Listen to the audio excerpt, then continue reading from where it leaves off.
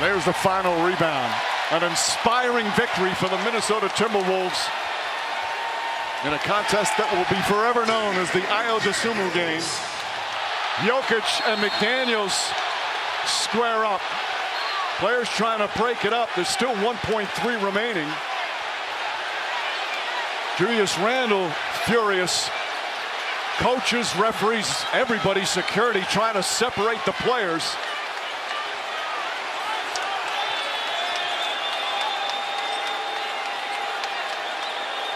You hate to see this game end this way. These two teams, again, they've had some rough, tough physical battles.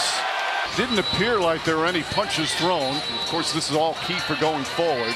Most players would just dribble that out and not take the shot. I mean, Jokic clearly wanting to find out. The two of them shove. And look, there's unspoken rules in every sport. In football, in baseball, in basketball, there are unspoken rules. And here's the key thing to look to. How many players left the bench? Well, the league office is going to have a lot of film review over the next couple of days. And you got to remember, too, Jade McDaniels is the same guy that called out the Denver Nuggets entire roster practically the other day and said they're all bad defenders. He's got 11 in the second half, 24 for the game. Tyus Jones, and they're going to call a foul. Clark shoves Jokic. Jokic shoves him back. Clark tries to pull him to the ground. Reid shoves Jokic in the back. And now Clark and Jokic still jaw. Coaches come onto the floor. They call a personal foul on Clark. We'll see what else we get. Jokic really unhappy. No players left the benches. We saw players leave the benches in Game 4, but none of those players really got involved in anything, so there were no suspensions. There were just fines afterwards, along with the 2 ejections. We'll see what we get here. The New York Knicks defensively, and honestly, it's just completely demoralized the Atlanta Hawks. There's 4. Oh, and Robinson and Dixon just being held up. Brent Barnaky gets knocked down. Robinson wants to go after somebody. They're trying to separate two. Robinson really upset. The frustrations coming through for the Hawks right now. Robinson responding. Did not see what started it. Okongwu was doing an excellent job of trying to keep him away. Robinson, they pulled him away several times, but he keeps going back. Rick Brunson now is talking to him. Mike Brown yelling at him. Mitchell Robinson is a player that rarely loses his temper. But he is so upset. I think there was an We have a there loose it ball is. foul on Mitchell Robinson after the missed free throw. Following that, we have an altercation that does not dissolve. We will take a look and find out if there's any penalties that need to be assessed. Well, look, they said a loose ball foul on Mitchell Robinson. There it is right there. And Robinson just grabbed and didn't look to throw any punches again. I didn't see any punches thrown. But it's more the continued pursuit. That's the issue right there, in my opinion. Hopefully it's just a technical, but there were multiple pursuits of each other on both sides. It has been determined that there will be offsetting technicals for Mitchell Robinson and Daniels. Both players have been ejected from the game. It'll be Atlanta ball on the baseline after any made basket. So Robinson's night is done. 9 minutes, 6 points, 3 rebounds, and 2 blocked shots. What you got? Bryant off of the 3. Wembanyama engulfs the rebound. Oh, that's an elbow. That's going to be an elbow by Victor. And we got a Easy, time here we go. with Daniels. Reid was the guy who took the elbow. Everybody stays on their respective benches. Officials in quickly to separate. And now they will figure out where the call goes. Well, to me, it looked like that was a clear elbow by Victor on the rebound. He had got it cleanly, and you saw Minnesota trying to steal the basketball from him. There you go. There's the back. The box out. There's that. There's that. That's a problem for the Spurs. Yeah, that's going to be a flagrant one. That's going to be upgraded. the criteria for a flagrant Reg, foul. there is a possibility that's a 2. Oh, man. Obviously, the fans are seeing it in a different time than you are at home. There's their reaction. The penalty 2 in a flagrant foul is unnecessary and excessive contact. After review, there is wind-up, impact, and follow-through above the neck of an opponent. It is unnecessary and excessive in contact by Wembanyama. It meets all the criteria and has been upgraded to a flagrant foul penalty 2. Wembanyama's been ejected. What does that mean?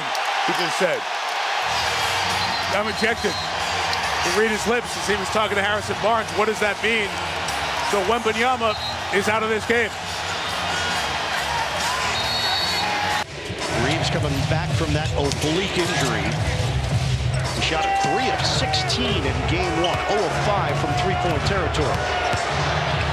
Going to work, LeBron James, an ageless wonder. And he wanted a call.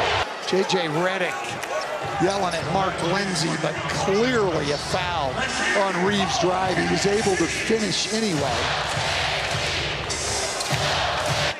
This was the LeBron play where he felt he was fouled. And now there's going to be a challenge on this most recent call as LeBron came up steaming. Tyson drive, blocked from behind by Stewart, but Tyson grabs it in the hell ball. Oh, Tyson after the whistle. There's a good chance he's going to get hit with a technical.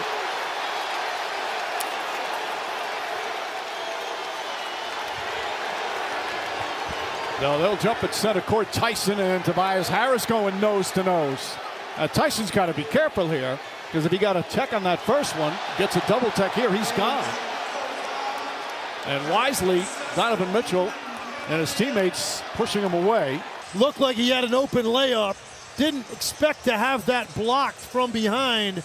And now just a little bit of bravado kicks in because Stewart ends up ripping that jump ball away from him.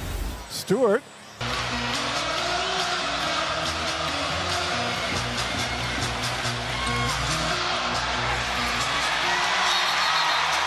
And now we've got a whistle. Castle and Highland get into it. Mitchell Irvin, the official, separates the two.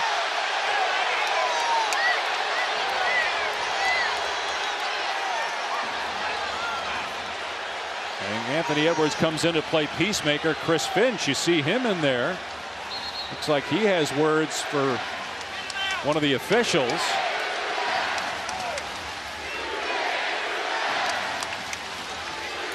And Sean Wright, that's getting an earful from Minnesota head coach. It's not a great toss by Scott Foster. And then Bones Highland just runs at Castle. No. Castle gets a lick in first, and this is what Highland objected to.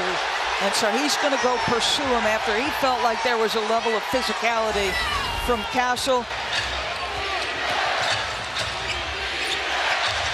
Castle gets it across the timeline. And right in his grill is Avdia. Castle somehow keeps the dribble alive.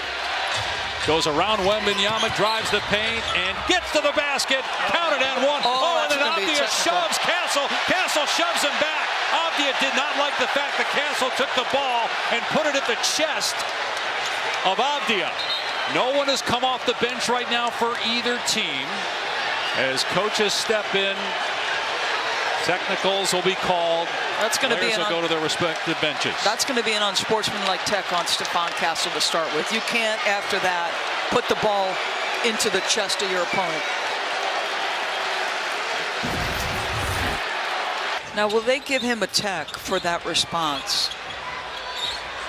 I mean, it's so minimal, and I'd be pretty aggravated too if Castle put it in the chest. Well, and then Castle shoves him back. Does he get a second tech?